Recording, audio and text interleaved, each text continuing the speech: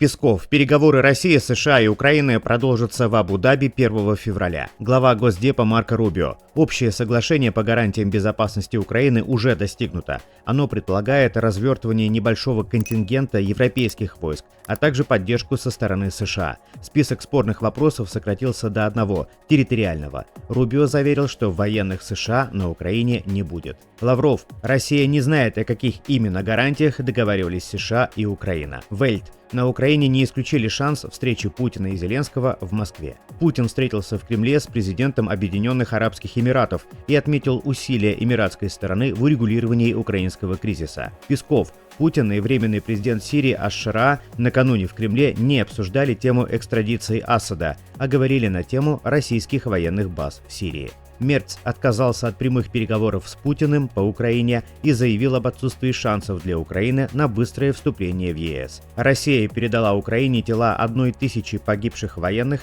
взамен получила 38 тел. РИА Новости. Количество дел о дезертирстве из ВСУ к январю выросло до 74 тысяч. Политико. Эстония предложила запретить въезд в Евросоюз российским ветеранам конфликта на Украине.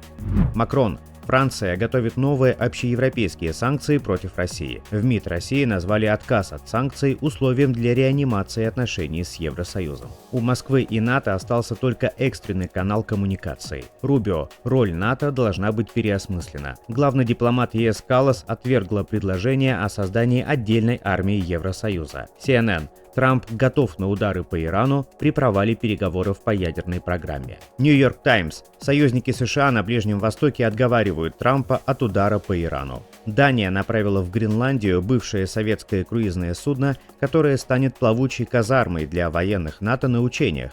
На его борту смогут разместиться 150 датских солдат. Рейтерс. США передали Венесуэле танкер, захваченный в январе. В акватории порта Махачкалы спасено иранское судно. Financial Times. Доходы России от продажи нефти в 2025 году сократились на 20% по сравнению с 2024 на фоне санкций и снижения мировых цен на нефть. В Deutsche Bank во Франкфурте и в Берлине прошли обыски по делу об отмывании денег, которое, как сообщает Süddeutsche Zeitung, связано с российским бизнесменом Романом Абрамовичем, находящимся под санкциями ЕС. Лукойл заключила соглашение о продаже зарубежных активов. Покупателем стала американская инвестиционная компания Carlyle. Евросоюз отменит проверки газа для ряда стран на предмет российского следа.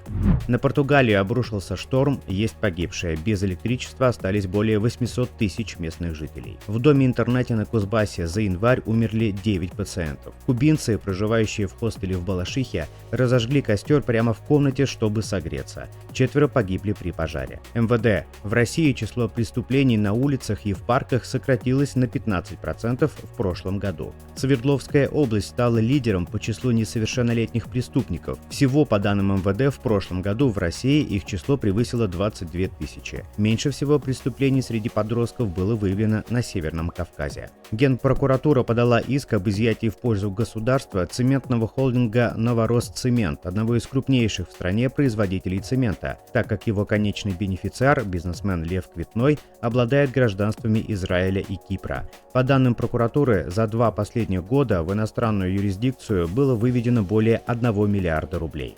Болонская система образования уходит в прошлое. Форматы бакалавр и магистр в вузах с 1 сентября заменят на базовое и специализированное высшее образование. 2 крупнейших сервиса аренды самокатов, ВУШ и Юрент, обсуждают слияние, но в сделку уже вмешалась ФАС. Из-за риска появления доминирующего игрока она намерена отказать компаниям. Камеры в Москве научились выявлять на дорогах электросамокаты. Макс вошел в топ-5 самых быстро растущих сервисов мира.